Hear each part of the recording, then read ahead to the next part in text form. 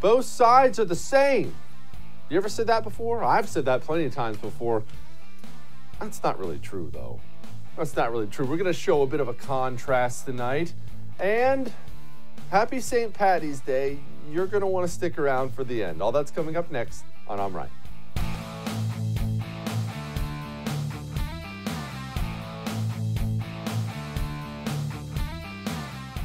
Pressure is a funny thing. It works. When you put pressure on people, when people feel enough pressure, they will inevitably react in some way. Not always the way you think they're going to react, but it's going to get a response. That's the nature of pressure. If I have a couple sons, I can pressure them in different ways. If one of them screws up in school, lets his grades slip, I can flat out tell him, well, that's really stupid. Why were you so lazy? Quit being lazy. Do better. You screwed up.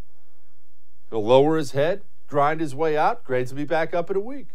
If I tell my other son that, talk to him in that way, he'll be crushed. He won't be able to function for a month. I have to choose a different way. Different reactions to pressure all the time. People are different. Politics are different too. Politicians are different. We do forget. I mean, watch these people on TV all the time. 99.99% of these people you'll never meet. I'll never meet them. But they're still people. And they're odd ducks, and different people react in different ways. The Joe Biden thing I've found to be extremely fascinating. When I say thing, I mean the whole concept around his presidency and how he conducts himself, what he does, what he doesn't do. Because we don't think he has control of very much of it, right?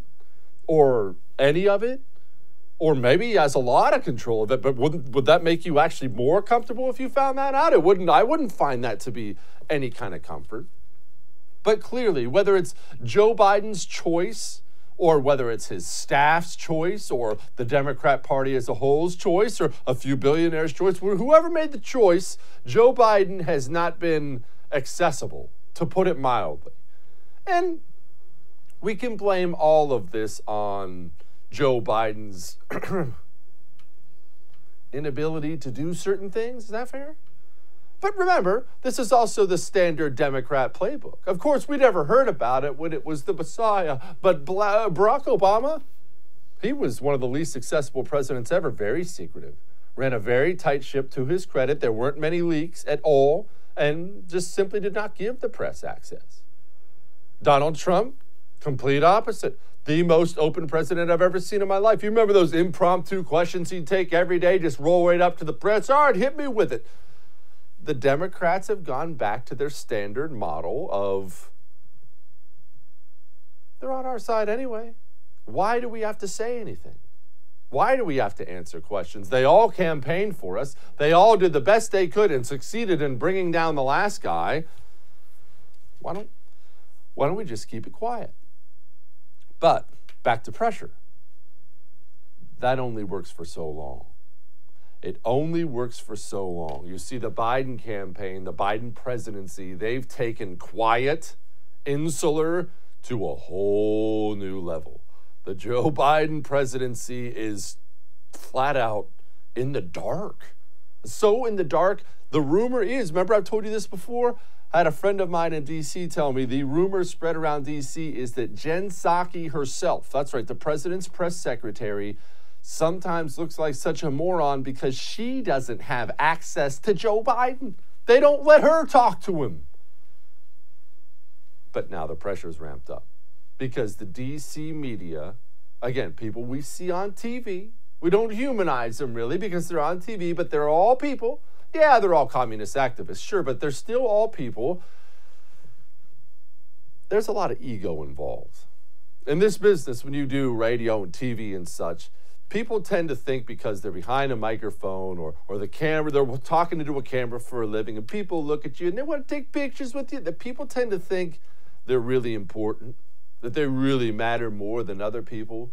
And when you're a journalist and see yourself as some, of course, communist defender of democracy, well, a D.C. job at the White House, that's a big deal. That's a big deal. That's coming awfully close to the pinnacle of your profession. And when you finally get to that pinnacle of your profession and you do everything you can to destroy the last guy, to get this guy into office, you are going to feel entitled with that big ego of yours to have access to the man at the top. And they haven't been given that. And Joe Biden's starting to feel it. And now we finally have a date, March 25th. Mark it down. That is the date where Joe Biden will be doing his first press conference. But allow me, Jesse, the Oracle Kelly. Yes, remember, I gave myself that nickname. You're going to be disappointed. They're going to call it a press conference, and they're going to build it up as this big thing. Press conference time. Told you we'd do a press conference. Don't worry, you're going to get your press conference. That thing is going to be as tightly controlled as a press conference can possibly be, and it's going to end as quickly as a press conference finally can. Mr. Producer, please write that down. So once again, whenever my prediction comes true, we can play it back for you and allow you to enjoy me bragging on myself. Now, Joe Biden's trying to supplement his lack of a press conference by doing sit-down interviews. He just did one with ABC. He had this to say. A lot of the migrants coming in saying they're coming in because you promised to make things better. It seems to be getting worse by the day. Was it a mistake not to anticipate this surge? Well, first of all, there was a surge the last 2 years, in 19 and 20, there was a surge as well. This one might be worse. No, well, it could be, but here's the deal. We're sending back people to, first of all, the idea that Joe Biden said come, because I heard the other day that they're coming because they know I'm a nice guy and I won't do what Trump did. They're saying this. Yeah. Well, here's the deal. They're not. That's not what he said, right? That's not what Joe Biden said. Really? I remember this. What I want for my people, I just want patience and pace that we can get to the U.S. because they're having a new president. Where's Biden? He's going to help all of us. He's given us 100 days to get to the U.S. That's what they see. You remember Joe Biden at the debate? There's going to be a surge. You remember the Joe Biden rhetoric and all the leading Democrats' rhetoric? And remember, like I've been saying, something you and I have to wrap our minds around. It's hard for us. I don't think this way either. We don't watch other political leaders from other countries. Americans do not. We're the best country in the world, most powerful country in the world. Therefore, other nations, the things they're saying, you'll read some headlines, but they're not super important to you. You don't know what Vladimir Putin's voice sounds like, almost undoubtedly. That's a big world leader from a big, powerful nation. Everybody watches your leaders. Everybody. It's not actually even the Joe Biden policies, the open borders, absurd Democrat catch and release policies that are causing this horrible surge so much as it is the rhetoric. And that's what I keep going on and on and on and on about. Setting the specific policies aside, the big problem is people in Central America watch TV. They see you get up on the news every day and practically invite them. And even now, when the surge is getting so bad and we're overwhelmed, we're shipping truckfuls of teenagers to Dallas and just parking them in a stadium at this point in time. Even now, with the surge this bad, they can't get themselves to adjust the rhetoric, which is the most important thing. They'll stand up now and say, well, don't come. We don't want you to come. But listen, we're treating everybody so well. You can't believe it. Everyone has health care and child care and food. Everyone's treated great. Okay, well, you just told them to come. You just told somebody poor and desperate in a violent nation to come. Well, they said don't come, but then they said 3 hots and a cot, baby. Get in the truck. You're telling them to come. Look, President Trump, to his credit, he always spoke differently about immigration. That's why he was the GOP nominee. I will always believe that. And I'm glad he's still out there speaking differently to this day. They're destroying our country. People are coming in by the hundreds of thousands. Young children are coming in, and they leave their homes and they come up because they think it's going to be so wonderful. And frankly, our country can't handle it. It is a crisis like we've rarely had, and certainly we've never had on the border. But it's going to get much worse. I mean, what you're seeing now is very bad, record numbers, but it's going to get much, much worse. With a little bit of time, you'll see those numbers expand at a level like you've never seen before. That's the kind of rhetoric we need to start ramping up. But I don't know if they have it in them. And they're two very different human beings, how they message. And it blows me away that half the country prefers Joe Biden. Here's what Joe Biden had to say about coronavirus, remember? When is everything going to be normal for Americans? Well, first of all, I won't even be able to meet the July 4th deadline unless people listen, wear masks, wash their hands, and socially distance, because not everyone by July 4th will have been vaccinated. How do you get the politics out of this vaccine talk? I honest to God thought we had it out. I honest to God thought that once we guaranteed we had enough vaccine for everybody, things would start to calm down. Well, they have calmed down a great deal, but I just don't understand this sort of macho thing about I'm not going to get the vaccine. I have a right as an American, my freedom to not do it. Well, why don't you be a patriot? Protect other people. Don't you love how they talk to you? Well, look, I love the outs they build in for themselves, too. I mean, hopefully July 4th, I don't know. Only if you do what you're told. It's not my, look, if we can't do it on July 4th, it's because you didn't do what you're told. And stop being so macho and talking about freedom. Here, take this vaccine, put it in your body. I told you to. I don't think you do understand about freedom. Here's what Trump had to say about it. Would you recommend to our audience that they get the vaccine then? I would recommend it, and I would recommend it to a lot of people that don't want to get it, and a lot of those people voted for me, frankly. But, you know, again, we have our freedoms, and we have to live by that, and I agree with that also. But it's a great vaccine, it's a safe vaccine, and it's something that works. Okay.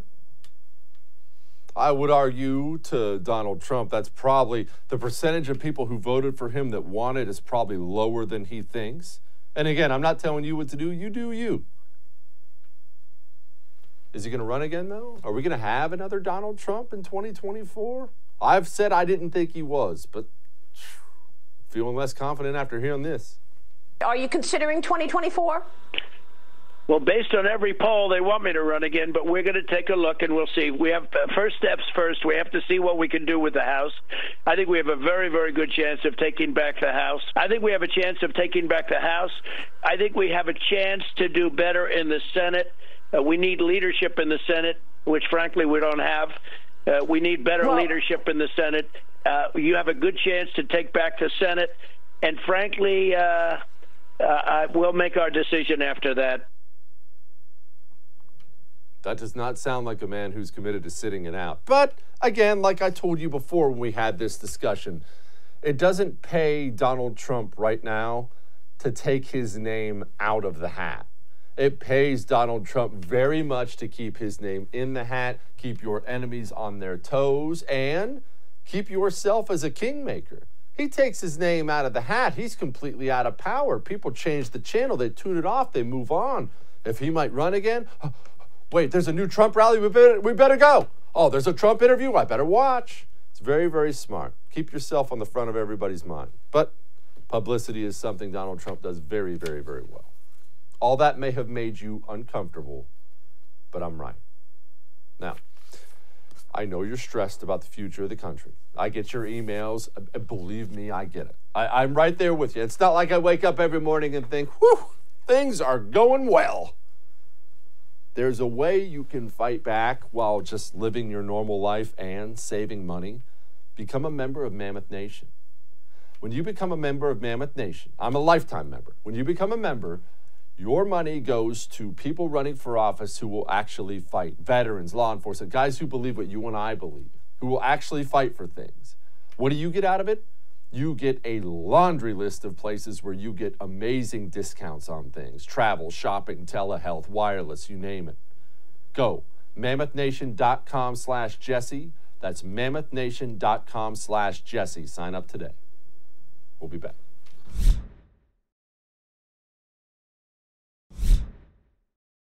Tomorrow at 9 p.m., you're going to turn on The First.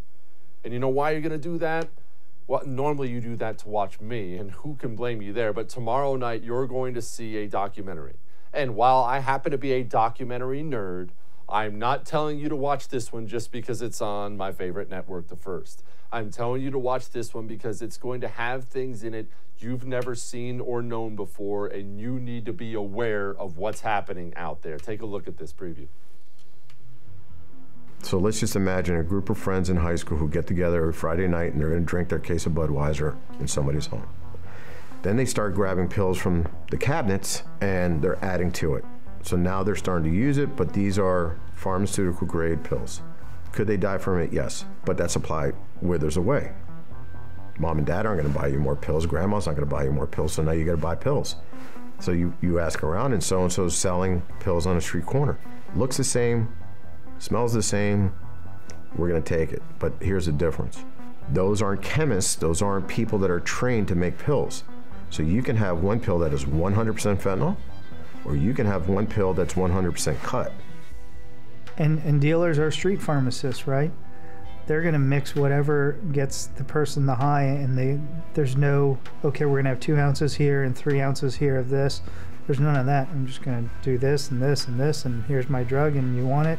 This is how much it's going to cost. Go use it. If you like it, come back. America's Forgotten Epidemic premieres Thursday, March 18th at 9 p.m. Eastern, exclusively on The First. Bet you didn't know about a China cartel connection either, did you? Oh, yeah, it wasn't in the preview. You'll be seeing that. It is dark. This drug underbelly in America and China's participation in it, specifically trying to weaken our country, is dark. Tomorrow night, 9 p.m. Eastern, that's appointment television. I won't even be here because the documentary is playing and I'll be watching it at home with you. We'll talk about it the next night. Now, back to the task at hand. The filibuster. I don't expect to bore you with a bunch of Senate rules, mainly because I don't know them, but I do know this.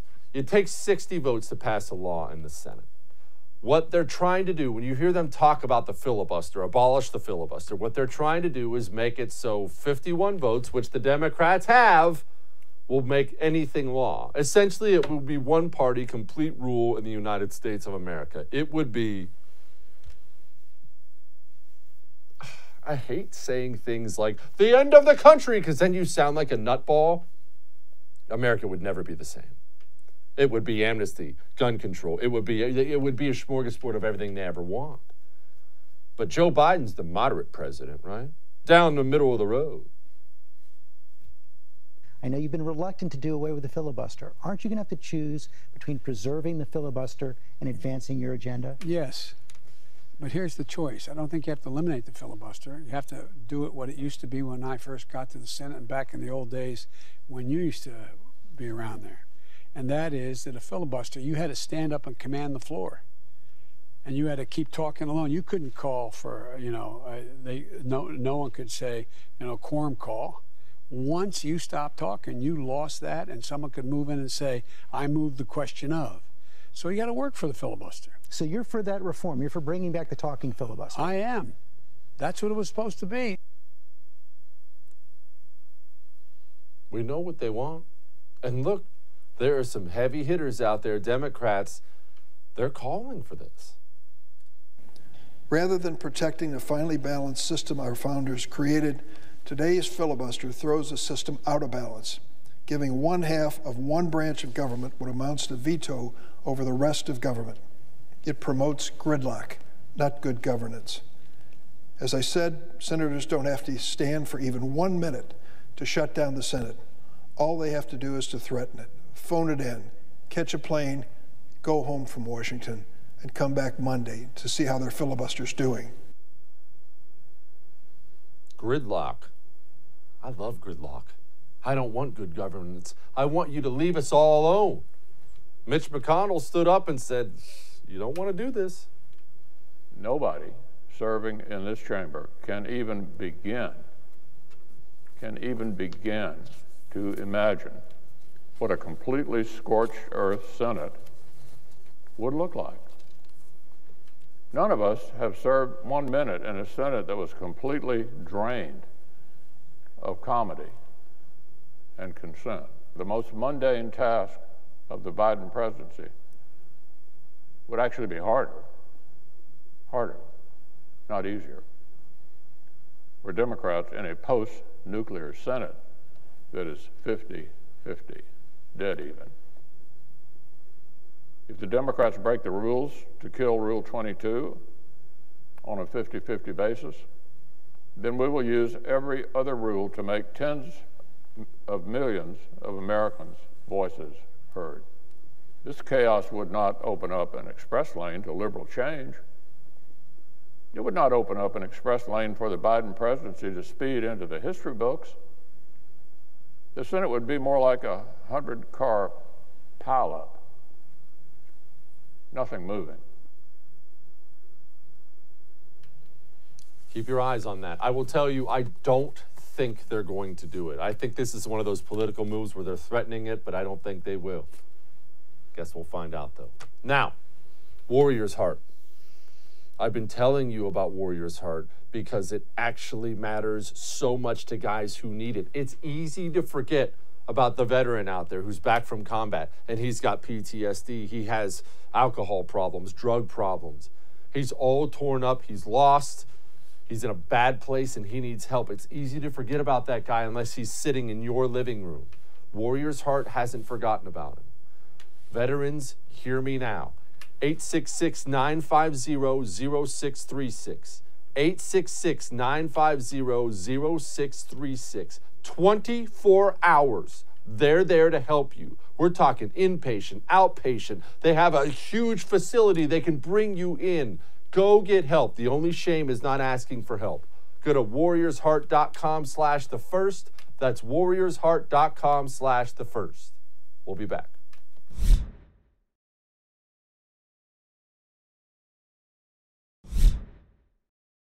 What's up, everybody? UFC President Dana White here, and I have been waiting a year for this day to tell you we are back. UFC 261 on April 24th will be in Jacksonville, Florida, with a full house of fans, full capacity at the VyStar Veterans Memorial Arena. This is a stacked card in front of 15,000 UFC fans. Ladies and gentlemen, we are back. UFC 261 on April 24th, Jacksonville, Florida. 3 title fights, 15,000 fans. And I just want to say thank you, Jacksonville. I love you guys, and we will see you soon.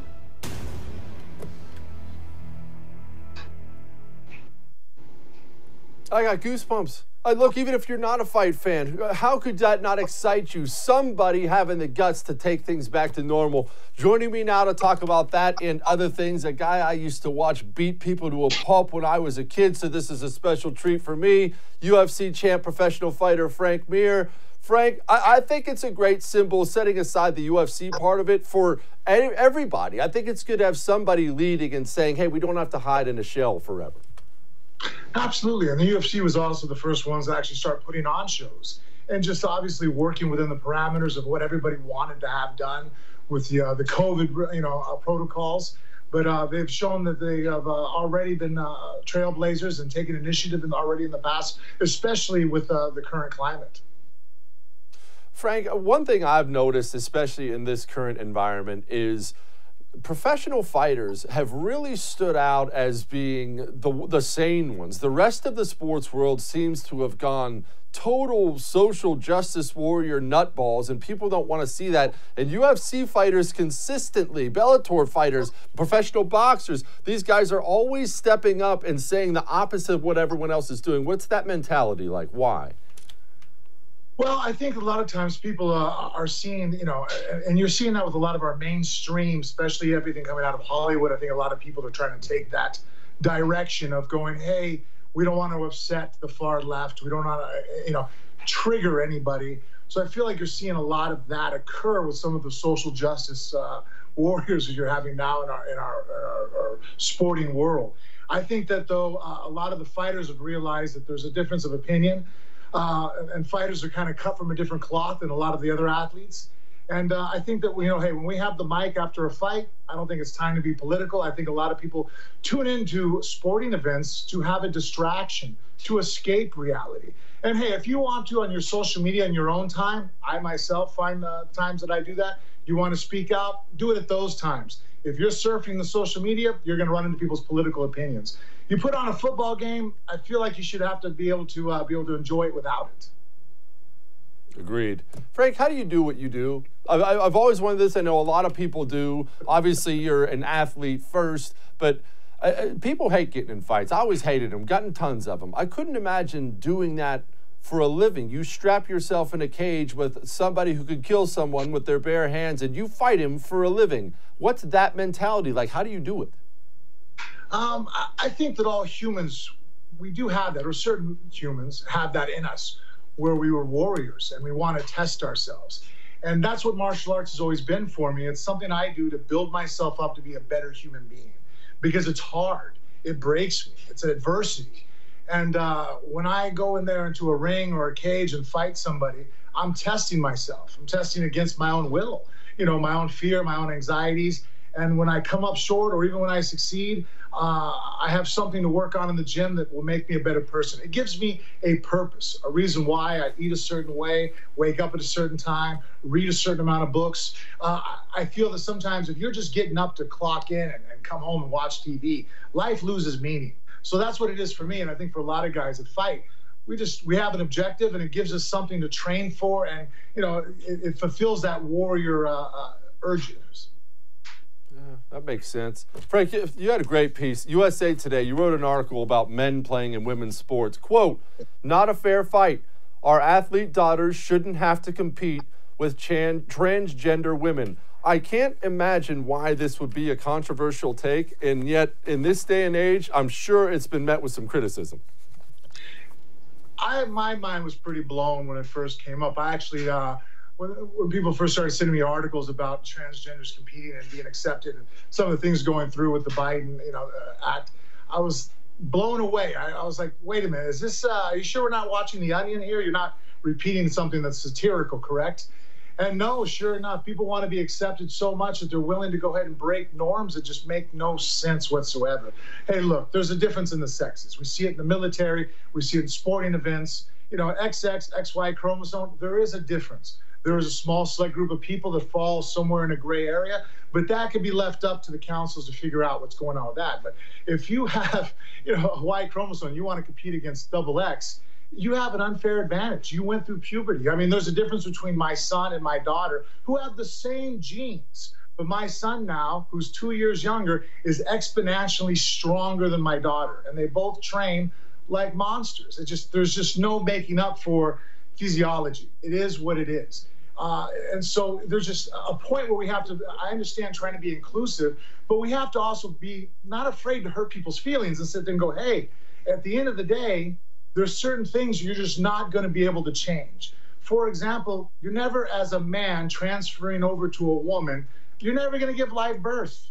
It's just never going to happen.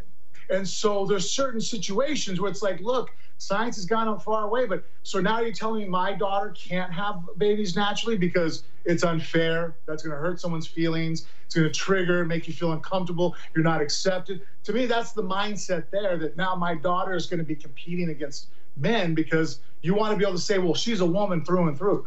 No, she's not. It blows me away how there aren't even, feminist groups, not that I've really ever been on the side of the feminists, but I can't believe they're not leading this charge right here. What's healthier for women than sports? Teamwork, physically healthy. It's great for women, and this is the end of it. It was, I don't think it was UFC. It wasn't long ago, a professional fighter. A man decided he was a woman and fought one of the best female MMA fighters and caved her skull and almost killed her. This is It ruins women's sports, but this is great for women. Yeah, you're seeing records being broke down in cycling and weightlifting where you have men that have transitioned over into women, and it isn't fair. The whole reason, sports is a phenomenal venue for people to test themselves, push themselves. And look, women on a whole, and I'm not saying there's not exceptional female athletes that can compete with some men. There are some women in the gym. I mean, there's women that bench press 400 pounds and there's men that can't. So there are those exceptions, but they are not the norm.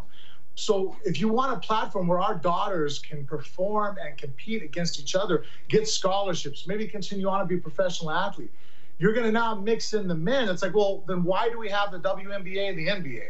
If we're all just going to compete together, then let's just throw it all together. You know why we don't? Because it'd be the NFL. There'd be no females competing. Frank, who's the guy you watch and you're blown away by today? I'm talking about MMA, boxing, whatever the case may be. Who's the fighter? You're looking at it like a professional who you look at and think, daggone, that's a bad man. Vasily Lomachenko. He's definitely my favorite combat martial art. He's a boxer. And 396-1 as an amateur, gold medalist, Olympian. Just the guy's unreal.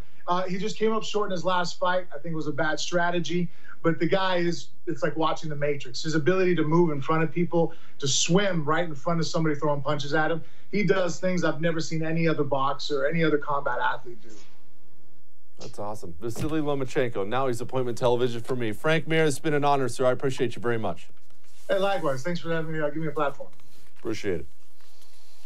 Look, you know I'm having as much fun as anybody else when I poke fun at the WNBA and things like that. But the truth is this. Women's sports is good for the country. It's good for women. It's good for everybody. They used to do women's sports back in Sparta. This is healthy. Are we really going to allow a tiny percentage of the population destroy it? I don't have daughters. If I did, I'd want them playing sports. They'd probably play better than my sons. Anyway, we still have a great show. Now, let me tell you something. You have to quit dipping. I'm not pointing fingers at you. I'm not judging. There's no blame here. Why?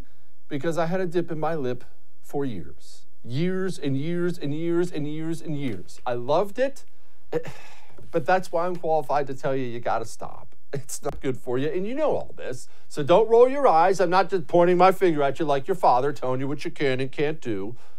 There's a way out. Jake's Mint Chew. You see, it's actually something you can put in your lip to replace it. 11 different flavors of long cut, 4 different flavors of the CBD pouches, which I would highly recommend. It works. Get some for yourself. Or if you have a friend or relative and you want them to quit, stop pointing your finger. Start helping them. Get them some Jake's Mint Chew, tobacco-free, nicotine-free, all natural. Go to jakesmintchew.com. Use the promo code Jesse. That'll actually get you 20% off. We'll be back.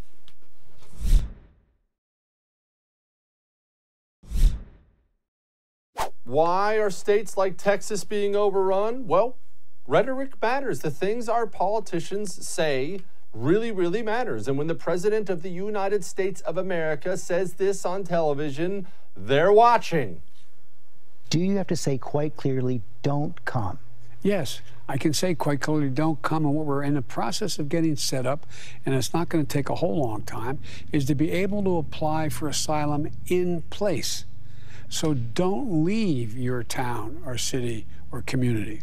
We're going to make sure we have facilities in those cities and towns run by DHS and also accessed with HHS, Health and Human Services, to say you can apply for asylum from where you are right now.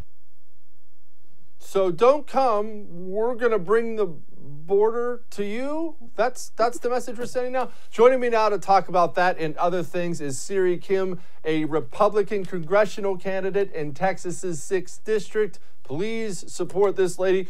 Ma'am, aren't we saying all the wrong things?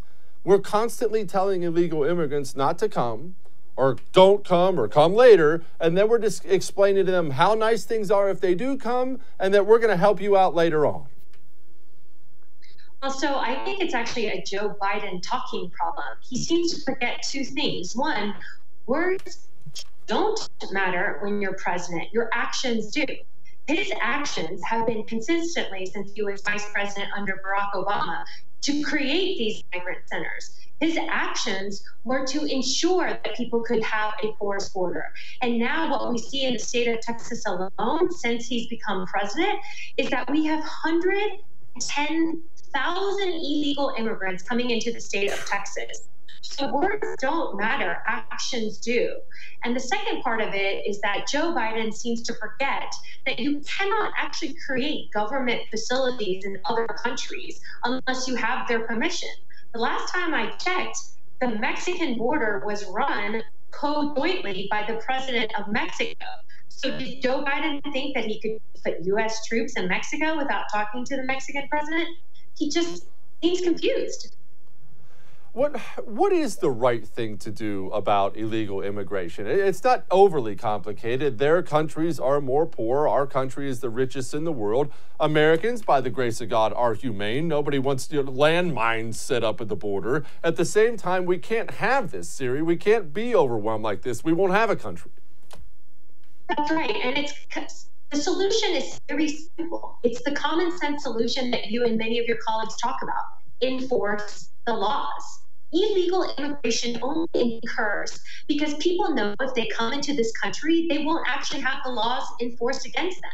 But what is the most true thing is that people like my parents who legally immigrated from Seoul, South Korea, and waited 10 years to come over, is that if you obey the law coming in, you obey the law when you live here. And so the premise for every president and for any congressional candidate such as myself is enforce the law and you will stop illegal immigration. Is Seoul as cool of a city as people tell me it is? I don't know if you've ever been there or not, but I just had a buddy get back from there, and he's like the fourth person told me it's the coolest city in the world. It is very cool, other than Arlington, Texas, where I currently live right now. But I think you would have the come here. You will have a great time. I will take you to Wet n Wild. We'll get some barbecue, some margaritas. It's a good time. That's you know what? That's a date. I'm coming. I'm bringing the whole fam. All right, Siri, Arlington, Texas. I'm glad you brought that up because I'm in the burbs of Houston. You're in the burbs of Dallas. Not that that makes me better than you, but it does. But anyway, that's another story. We are being overwhelmed in Texas by relocators, places who are relocating from other states. Now, some people love that. Some people hate it. I am one of these people. I'm extremely concerned when I hear about the new California businesses with 2,500 Californians coming here. Not because I have anything really against Californians. I'm against how they vote. Why should Texans or shouldn't Texans be worried about such things? I always say to everybody, keep Texas, Texas. If you're coming to our great state because we have no personal income tax, we have amazing schools, we have a great quality of life, why would you come here and change it? Why not just stay in your state? I think the biggest issue that most Texans have is that we have over 1 million people that have come to the state of Texas in the last few years. In order to support that increase in individuals, whether they come from California, Florida, or New York State, we have to have strong infrastructure, but most importantly, we have to have jobs for the people of Texas so that we can keep Texas safe, we can keep Texas strong, and as my campaign motto says, let's get back to business. We have to allow small businesses to open their stores. Why do you want to be in Congress? You're an attorney. Sounds like you got a good family, a good life. That place sucks. Have you ever been to D.C.? It's horrible. Texas is awesome. Well, I think what it is that the great American dream is somebody like me whose parents were janitors. My parents cleaned toilets and emptied trash cans in the same district that I'm running to Congress in. And I think that it's incumbent upon people who believe in the American dream to run and to fight the fight and stand in the arena. We cannot have silly people like a squad who know absolutely nothing about anything, who the last thing they read was probably their Starbucks receipts, go in there and manipulate the levers of government in order to increase socialism as opposed to the greatness of this country. I love that. I hope you have that on campaign posters. My parents cleaned toilets in this district. I don't know why. That's just extremely cool to me. I think that's awesome. Siri, what kind of district is it? It's mostly small businesses. 99% of my district is small businesses. So if you drive up the corridor from Houston, where they don't have speed limits, you go through Ellis County, Navarro County, and then you come up to the southern parts of Fort Worth and Arlington. But the best part about my particular district is people are really nice. They're not all rich. Most of them have just, day-to-day jobs. They have a corner store. But you come here and people welcome you. They're so friendly. And I always get asked this question. Isn't it hard to be an Asian American? Isn't it hard to be a woman and run in the old boys network of Texas? But they're actually the people that welcome me the most. I think people are excited about supporting the American dream, and they're excited about supporting someone who's passionate about going to Congress and ensuring the American dream is great for all generations. All right. You can come down to my suburb if you want and run here. Siri Kim, everybody, thank you so much, ma'am. I appreciate you. Thank you so much. We have, as you know, it's St. Patrick's Day, and we want to pay homage to St. Patrick's Day, even though nobody really knows what the day is all about. Hang on for this one.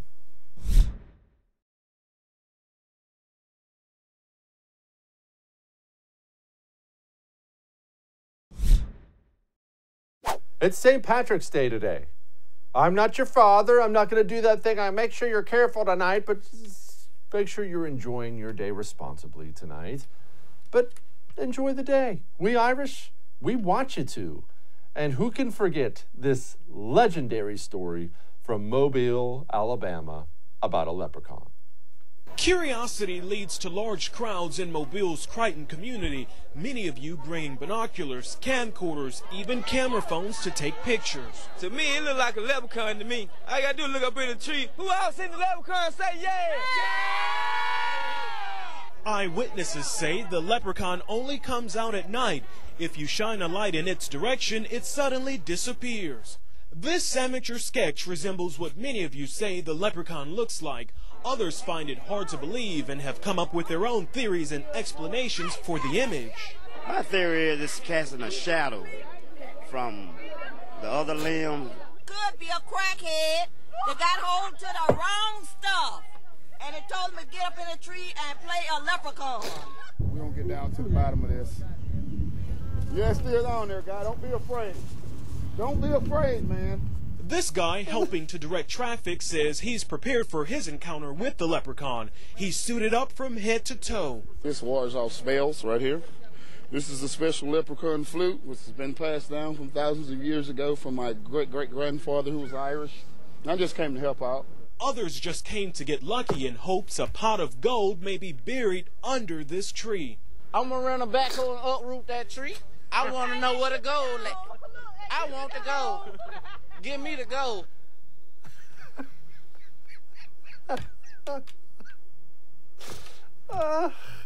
Happy St. Patrick's Day, everybody.